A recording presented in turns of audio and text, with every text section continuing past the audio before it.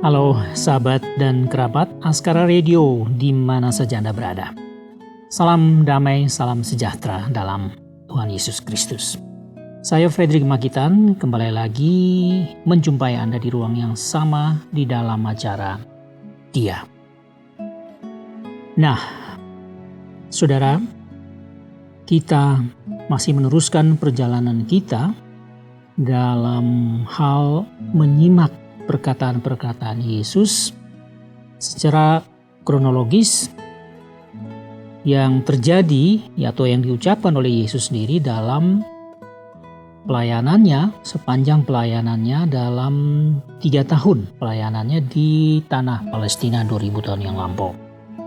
Dan sejak beberapa episode yang lalu kita sudah berada pada satu peristiwa di mana ini terjadi di Provinsi Galilea di Israel Utara dan terjadi di atas sebuah bukit, tidak disebutkan namanya. Nah, bagian ini, peristiwa ini dikenal dengan khotbah di bukit karena Yesus berkhotbah di atas sebuah bukit yang cukup panjang. Khotbahnya cukup panjang. Dicatat oleh Matius, salah satu murid Yesus, dalam Matius pasal 5, 6, dan 7. Dan di dalam khotbah yang panjang yang belum selesai ini, ada satu bagian yang disebut doa Bapa Kami. Nah, kita sekarang ada di sini. Dalam beberapa episode yang lalu juga kita sudah berbicara tentang hal doa dan juga sudah memulai kata-kata pertama di dalam doa Bapa Kami yang diajarkan langsung oleh Tuhan Yesus sendiri kepada murid-muridnya dan sejumlah besar orang yang hadir sebagai audiens. Pada saat itu mereka juga dapat disebut sebagai pengikut Kristus. Nah, kita masih menyambung dari apa yang sudah dimulai pada 2 minggu yang lalu, dalam 2 episode yang lalu. Dan kali ini kita meneruskannya di dalam doa Bapa Kami yang diajarkan oleh Yesus. Saya baca dulu secara cepat karena ini cuma beberapa ayat saja doa Bapa Kami yang diajarkan oleh Yesus. Sekadar untuk mengingatkan kita kembali tentang doa itu. Walaupun saya tahu bahwa banyak di antara kita yang sudah menghafalnya. Tidak asing lagi doa ini. Dalam Matius pasal 6 ayat 9-13 diajarkan oleh Yesus tentang doa Bapa Kami seperti ini. Karena itu berdoalah demikian, Bapa Kami yang di surga, dikuduskanlah namamu, datanglah kerajaanmu, jadilah kehendak-Mu di bumi seperti di surga. Berikanlah kami pada hari ini makanan kami yang secukupnya dan ampunilah kami akan kesalahan kami, seperti kami juga mengampuni orang yang bersalah kepada kami. Dan janganlah membawa kami ke dalam pencobaan, tetapi lepaskanlah kami daripada yang jahat. Karena Engkaulah yang punya kerajaan dan kuasa dan kemuliaan sampai selama-lamanya. Amin. Demikianlah doa Bapa Kami yang cukup singkat yang diajarkan oleh Yesus. Tapi tentu saja kita tidak cukup hanya menghafal dan menyebutkannya berulang-ulang kapan saja. Tapi kita perlu memahami hal-hal yang praktis, konteks yang di dalamnya sehingga kita bisa mengerti mengapa kata-kata ini begitu penting buat kita dan kita ucapkan di dalam doa Bapa Kami yang diajarkan oleh Yesus. Ya, orang-orang Kristen atau orang yang percaya kepada Kristus sepanjang zaman selalu berdoa dengan doa Bapa Kami ini. Ya, dan kita sampai pada ayat yang ke-10, ayat yang ke-9 berbunyi Bapa Kami yang di surga, dikuduskanlah namamu. Kita sudah mengulas ini, apa pengertian di belakang kalimat ini, dan kita sudah pahami itu, dan pasti kita masih ingat karena ini baru 2 episode yang lalu. Sekarang kita sampai pada kalimat berikutnya yang diajarkan oleh Yesus. Ini adalah satu seruan. Jadi kalau kamu berdoa seperti ini, yaitu doa Bapa Kami yang disebut sebagai doa Bapa Kami, dan katakanlah ini salah satunya. Datanglah kerajaan-Mu. Jadilah kehendak-Mu di bumi seperti di surga. Nah, ini ayat yang ke-10 dari Matius pasal 6. Tapi kita tidak akan membahas atau merenungkan keseluruhan kalimat ini dalam ayat yang ke-10 ini. Cukup satu frasa ini saja. Datanglah kerajaan-Mu. Nah, sebelum saya berbicara apa di balik seruan ini yang diajarkan oleh Yesus, kita perlu mengerti dulu apa itu kerajaan Allah. Walaupun saya sudah beberapa kali atau mungkin sudah cukup sering menyinggung soal ini karena ini tema utama, tema paling besar di dalam seluruh pengajaran Yesus di Israel pada waktu itu. Nah, kata kerajaan Allah. Nah, kita coba memandang dulu kepada, kita ingat kata kerajaan. Jadi kita tahu bahwa unsur utama di dalam sebuah kerajaan, dalam sebuah negara misalnya, itu pertama harus ada wilayah. Satu wilayah, pulau-pulau atau daratan termasuk lautan barangkali.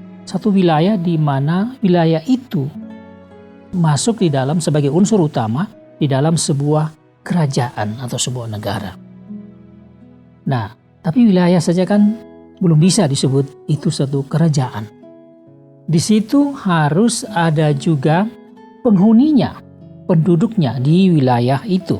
Jadi kalau wilayah sebesar ini harus ada penghuninya, ada orang-orangnya, ada manusianya.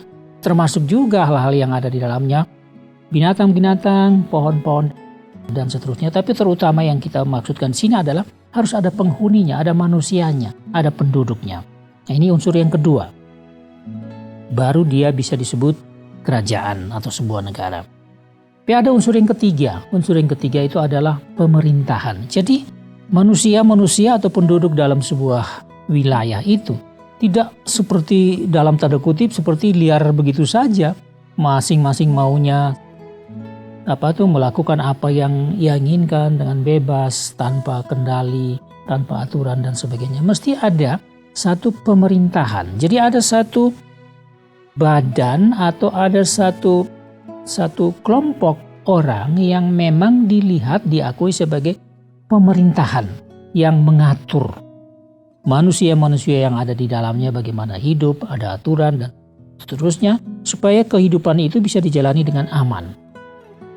Tapi di dalam pemerintahan ini juga harus ada apa yang disebut, kalau itu kerajaan, ada yang disebut raja. Jadi raja adalah satu pribadi pemimpin tertinggi yang mengepalai pemerintahan itu untuk memerintah, untuk mengatur semua penduduk yang ada di dalam batasan wilayah itu. Jadi ini bisa dikatakan 3, bisa juga dikatakan 4. Jadi wilayah, penduduk atau penghuni, pemerintah, dan adanya seorang pemimpin tertinggi yang memimpin segala-galanya. Nah, jadi ini secara fisik, secara alamiah yang kita lihat, yang kita mengerti. Ada di mana-mana. Jadi ada berapa banyak negara di dalam jumlah besar negara yang ada di dunia ini, masih ada juga kerajaan-kerajaan. Nah, termasuk Israel. Nah, jadi inilah sebuah kerajaan yang secara alamiah, yang secara fisik dipahami. Nah, sekarang kita dengar doa ini yang Yesus ajarkan. Datanglah kerajaanmu. Jadi ini kerajaan Allah. Mu ini Allah.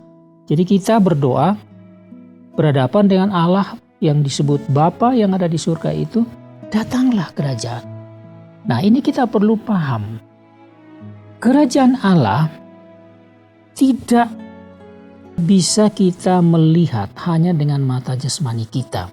Seperti yang saya lukiskan tadi. Ada 3 atau 4 unsur itu tadi. Ini bukan semata-mata satu kerajaan yang bisa dipahami secara fisik. Tapi terutama ini adalah sebuah kerajaan yang harus dipahami secara rohani. Jadi mungkin satu segi kita tidak bisa melihat kerajaan ini. Karena kerajaan Allah bahwa berarti di dalam kerajaan itulah Allah berada. Kadang-kadang disebut sebagai kerajaan surga.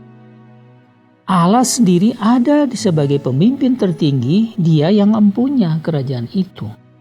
Nah, ini harus dilihat dengan mata iman. Jadi bagaimana itu? Sekarang hal ini kan dikatakan oleh Yesus kepada sejumlah besar orang Yahudi yang datang. Ada juga orang-orang lain dari luar Israel. Dan juga terutama 12 murid yang baru saja dikukuhkan pagi harinya.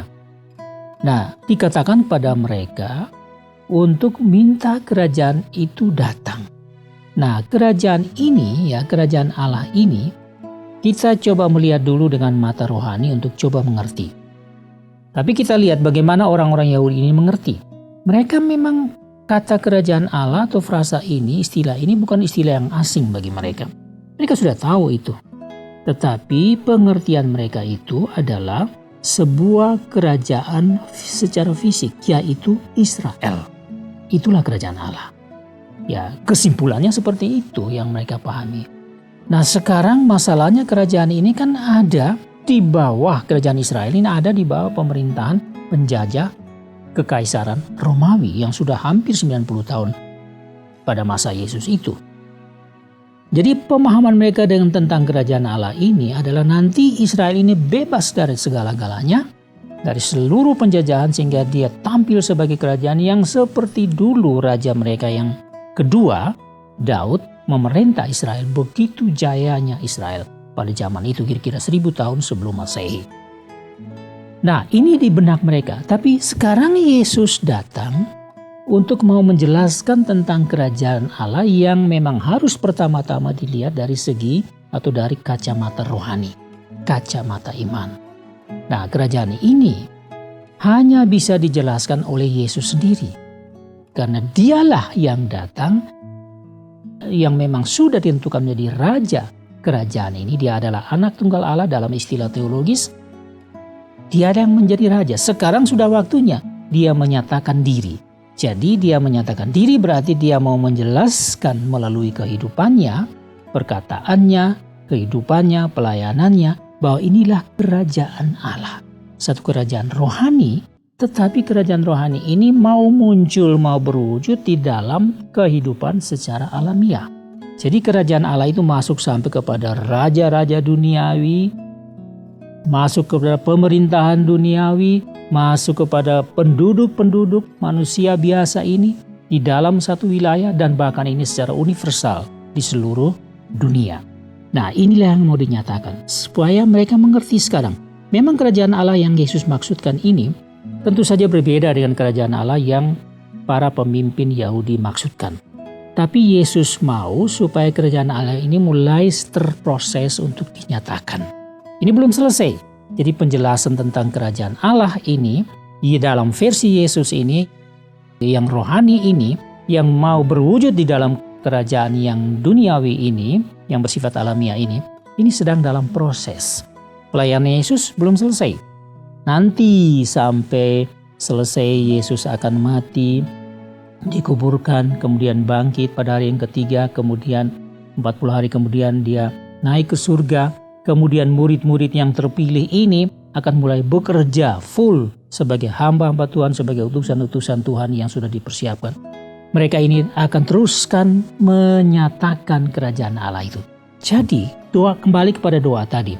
Kalau seseorang berdoa tentang datanglah kerajaan Allah, minta Allah Bapa, datanglah kerajaanmu.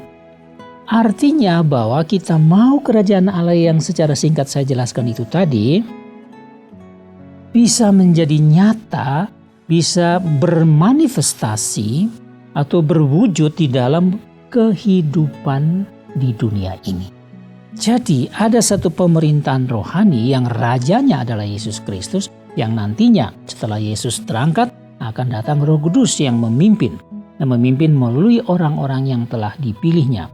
Nah, inilah yang kita minta. Artinya kita mau supaya kerajaan Allah di mana Allah berdiam itu menjadi nyata, terasa, dapat dilihat melalui kehidupan alamiah, dapat disentuh, dapat dialami, dapat dirasakan kehadirannya yang penuh dengan kebenaran dan kasih itu. Inilah yang kita minta. Itu yang pertama. Sekarang yang kedua sebagai yang terakhir. Kalau kita meminta kerajaan Allah itu datang, yang sekarang masih terproses melalui kehidupan Yesus ini, yang nanti akan diteruskan oleh orang-orang yang beriman kepada Yesus Kristus, ya.